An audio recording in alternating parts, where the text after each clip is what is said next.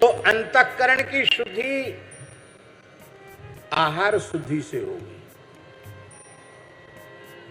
सबसे पहले आहार शुद्धि, फिर सत्संग से विचार शुद्धि। आहार शुद्धि, विचार शुद्धि। निरंतर भगवान नाम जप, इससे अंतःकरण की मलिनता नष्ट होगी। जब अंतःकरण पूर्ण निर्मल हो जाएगा तभी भगवत साक्षात्कार की व्याकुलता उत्पन्न होगी। और भगवत साक्षात्कार की व्याकुलता उत्पन्न होने के बाद फिर ये हमारा काम राम जी से जुड़ जाता है। और जब राम जी से जुड़ जाता है तो जो बाधक था वही राम जी की प्राप्ति का साधक बन जाता है। इसीलिए संत श्री मलुकदास जी ने कहा, बड़ी प्यारी साखी है मलुकदास जी की, काम मिलावे राम सो, काम मिलावे राम सो, जो यह राखे जीत, काम मिलावे राम सो, जो यह राखे जीत। दास मलूका यूं कहे, तेरे मन आवे परतीत। तेरे मन में विश्वास हो तो तू करके देख ले, अपने काम को राम जी से जोड़ ले तो तेरा काम तुझे राम जी से मिला देगा। क्योंकि कामस्तु वासुदेवांसा, और काम को राम से नहीं जोड़ा तो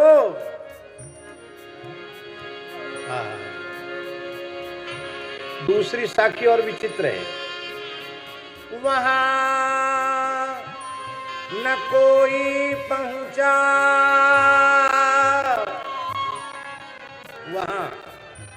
वहां न कोई पहुंचा, जहां बसत है राम। महाविकट वह पंथ है, पेड़ा मारे काम। वहां न कोई पहुंचा, बातें बड़ी लंबी चौड़ी बना लो, वहां तक कोई नहीं पहुंचा जहां राम जी विराजते हैं। महाविकट वह पंथ है, पेड़ा मारे काम। चलो चलो सब कोई कहे, पहुंचे बिरला कोई। एक कंचन एक कामनी, दुर्गम घाटी दो। इसलिए कहने का आशय केवल इतना ही है कि काम कृष्ण का अंश है, इसे कृष्ण से ही जोड़ दो तो तुम्हारा काम बन जाएगा। कृष्ण तने हुई पति तोरा, कृष्ण तने हुई पति तोरा। बचन अन्यथा कोई न मोरा, बचन अन्यथा कोई न मोरा। ये भगवान के पुत्र के रूप में कामदेव का जन्म हुआ। स एव जातो वैद्रियाम वैदर्भ्याम कृष्ण वीर्य समुद्भवः, प्रद्युम्न इति विख्यात सर्वतो नवम पितुः। वे ही कामदेव, भगवान से प्रकट कामदेव प्रद्युम्न नाम से विख्यात हुए, जो सौंदर्य वीर्य सौशील्य पराक्रम आदि गुणों में श्री कृष्ण के ही समान थे, श्री कृष्ण से किसी प्रकार से कम नहीं थे। संबरासुर ने वर मांगा था कि कृष्ण के पुत्र से मेरी मृत्यु हो। और कृष्ण के तो उस समय तक कोई पुत्र था ही नहीं, वो सोचता थे पुत्र होना ही नहीं। अब पुत्र हो गया, प्रथम पुत्र से मृत्यु का वर था और वह सूतिकागार से प्रद्युम्न जी का हरण करके ले गया। अभी प्रद्युम्न जी 10 दिन के भी नहीं हुए थे कि प्रद्युम्न जी का हरण करके ले गया और उसने समुद्र में डाल दिया। लेकिन ये तो साक्षात भगवान के अंश हैं, भगवत स्वरूप ही हैं। चतुर्व्यूह में भगवान प्रद्युम्न हैं, ये भला कैसे नष्ट हो सकते थे। मछली ने निगल लिया और श्री देवर्षि नारद जी ने कामदेव की पत्नी रति को बताया कि तुम संबरासुर की रसोई घर में अपना नाम रूप छिपा करके रहो, वहीं तुम्हें तुम्हारे पति की प्राप्ति हो जाएगी। तो ये रति ही अपना नाम मायावती रख करके वहां रसोई में काम करती थी। मछुआरों ने जाल डाला, महामत्स्य पकड़ा और उस महामत्स्य को संबरासुर को भेंट कर दिया। संबरासुर ने उसे अपने रसोई घर में भेज दिया। रसोई घर में मछली का पेट चीरा गया और जैसे ही मछली का पेट चीरा गया उसमें प्रद्युम्न जी महाराज का दर्शन हो गया। बोलो प्रद्युम्न जी महाराज की जय। कामदेवम शुशुम्बुद्ध्वा चक्रे स्नेहम तदार्भके। यह इतिहास की एकमात्र ऐसी घटना है जहां पत्नी ने अपने पति का पुत्रवत पालन किया, शिशुवत पालन किया, लालन पालन सब कुछ किया। और केवल लालन पालन ही नहीं किया, शिक्षित दीक्षित भी किया, शिक्षा भी दी, अनेक प्रकार की विद्याएं प्रदान की, मायाएं प्रदान की, अस्त्र शस्त्र की शिक्षा भी दी।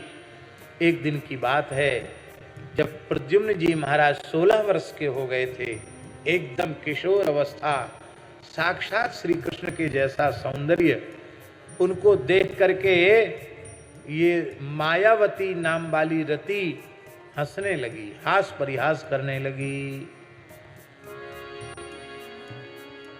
सातं पतिं पद्मदलायते क्षणम् प्रलम्ब बाहुं नरलोक सुंदरम सब्रीडहासोत्तवित ब्रुवेक्षति प्रीत्योपतस्थे रतिरंग सौरते। कमल दल के श्वान, विशाल नेत्र वाले, आजानुलंबित भुजाओं वाले साक्षात कामदेव स्वरूप प्रद्युम्न जी को देख करके रति हास परिहास करने लगी। इस प्रकार से हाव भाव कटाक्ष व्यक्त करने लगी जैसे कोई पत्नी अपने पति को अपनी ओर आकृष्ट करे। यह देख करके, कुचेष्टा देख करके प्रद्युम्न जी क्रुद्ध हो गए और क्रोध से थरथर कांपते हुए बोले, अरे दुष्टा तू क्या कर रही है? मातृभावम अतिक्रम्य वर्तसे कामनीयता। मातृभाव का अतिक्रमण करती हुई तू कामनी के जैसा व्यवहार कर रही है। तू कौन है? तू मेरी माता होकर ऐसा क्यों करती है? यह सुनकर के रति मुस्कुराई, बोले मैं आपकी माता नहीं हूं, मैं तो आपकी पत्नी हूं। आप कामदेव हैं, मैं आपकी पत्नी रति हूं। आपके पिता तो श्री कृष्ण हैं, माता आपकी रुक्मिणी है। आप 10 दिन के नहीं थे तभी संबरासुर आपको सूतकागार से ले आया। नारद जी की कृपा से मछली के पेट को चीर करके आपका दर्शन हमें हुआ है। मैंने ही आपका पालन पोषण और संवर्धन किया है। आपने मेरे अतिरिक्त किसी स्त्री को देखा नहीं, इसलिए आप मुझे माता समझते हैं। मैं माता नहीं, मैं आपकी पत्नी हूँ। आप दुष्ट संबरासुर का वध कीजिए और श्री प्रद्युम्न जी महाराज ने भयंकर द्वंद्व युद्ध किया और युद्ध करके उसकी माया को नष्ट किया। निशात मसिमुद्यम्यो सकरीटम सकुंडलम संबरस शिरकायात ताम्रस स्मश्रोजसा हरत। कहते हैं कि किरीट कुंडल से युक्त उसका जो मस्तक था, जिसमें लाल लाल रंग की उसकी मूछें थी और लाल लाल रंग की उसकी दाढ़ी थी, ऐसे संबरासुर के सिर को धड़ से अलग कर दिया। ऐसी बात और भी कई कई पुराणों में, कई जगह भागवत जी में भी है। ये लाल रंग से मुंह रंग लेना, ये मूछ रंग लेना, दाढ़ी रंग लेना, ये असुरों की पुरानी संस्कृति है। और आकाश मार्ग से प्रद्युम्न जी महाराज रति के साथ द्वारिका आ गए। भगवान श्री कृष्ण रुक्मिणी का जो महल है, उसके बगीचे में प्रद्युम्न भगवान रति के साथ उतर गए। उनको जब नारियों ने देखा तो वे सब कहने लगी कि अरे अरे,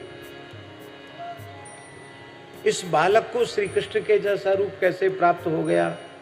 कुछ स्त्रियां तो बोली कि अरे कहीं साक्षात श्री कृष्ण तो नहीं आ गए। वो संकोच के मारे भीतर चली गई। और जब रुक्मिणी महारानी ने प्रद्युम्न जी को देखा तो अस्मरत स्वसुतम नष्टम स्नेहस्नुत पयोधरा, अपने मरे हुए पुत्र की याद करके रुक्मिणी रोने लगी और उनके पयोधरों से दूध टपकने लग गया। वे विचार करने लगी, मेरा पुत्र यदि जीवित होता तो इतना ही बड़ा होता, कहीं यह मेरा ही पुत्र तो नहीं है। ये विचार करके वात्सल्य जगा, स्तनों से दूध टपकने लगा। भगवान श्री कृष्ण आ गए, लेकिन भगवान चुप रहे, कुछ नहीं बोले। विज्ञातार्थोपि भगवान तूष्णीम आस जनार्दना। रहस्य को जानकर भी भगवान चुप रहे, क्योंकि भगवान ने कहा कि हम खुद प्रचार करें तो लोग हमारी बात पर भी विश्वास नहीं करेंगे। नारद जी ने आकर कहा, इसका आशय समझे नहीं समझे, भगवान ने खुद क्यों नहीं कहा। यह भगवान संकेत देना चाहते हैं कि मैं परम प्रमाण हूं, मैं परम प्रमाण हूं, मेरी वाणी परम प्रमाण है। लेकिन हमसे भी अधिक प्रमाण यदि किसी की वाणी है, वो संत की है। संतों की वाणी प्रमाण होती, परम प्रमाण होती। नारद जी ने जब बताया तब सब बड़े प्रसन्न हुए। एक तो ढोल मजीरा बजने लग गए, नाच गान होने लग गया। कितनी बढ़िया बात, बेटा को न पढ़ाना पड़ा, न लिखाना पड़ा, न ब्याह की चिंता करनी पड़ी, बहू लेके आ गया। इतने समझदार हैं भगवान की संतान। तो पुत्र के साथ पुत्र वधू की भी प्राप्ति का उत्सव होने लग गया। इस अध्याय का 40वां श्लोक बड़ा सुंदर है, अद्भुत श्लोक है। यम्बै मुहु पितृस्वरूप निजेश भावास तन्मातरो यद भजन रहरूढ़ भावा चित्रम न तत्खलु रमास्पद बिंब बिंबे कामे स्मरे क्षिविषये किमुतान्य नार्या। प्रद्युम्न जी इतने सुंदर हैं महाराज जी कि प्रद्युम्न जी सहसा जब अंतःपुर में प्रवेश करते हैं तो प्रद्युम्न जी की माताएं, श्री कृष्ण की स्त्रियां, वो लज्जा से भर जाती। उनको लगता है श्री कृष्ण द्वारकाधीश आ गए क्या, द्वारकाधीश आ गए, ऐसा भ्रम हो जाता है। और वो भीतर चली जाती है, छुप जाती है। तब प्रद्युम्न जी जाकर उनके चरणों में प्रणाम करते, माता आपका पुत्र प्रद्युम्न प्रणाम करता है। तो वे और अधिक लज्जा से भर जाती कि अरे मैं अपने पुत्र को ही पति समझने लगी। हाय हाय, इतना एक रूपता श्री कृष्ण और प्रद्युम्न जी की है। इसलिए प्रतिबिंब नहीं कहा, रमास्पद बिंब बिंबे, बिंब का प्रतिबिंब नहीं, जैसे बिंब से बिंब प्रकट हो गया हो, ऐसे श्री प्रद्युम्न जी महाराज, उनकी माताएं जब उनके रूप को देखकर मोहित हो जाती हैं तो किमु तान्य नार्यः, अन्य नारियों का तो कहना ही क्या है। आप हमारे संत वाणी चैनल को सब्सक्राइब करें, वीडियो को लाइक करें, शेयर करें और हाँ, बेल आइकन पर क्लिक करना बिल्कुल ना भूलें ताकि हमारी किसी भी वीडियो की सूचना सबसे पहले आपको मिले।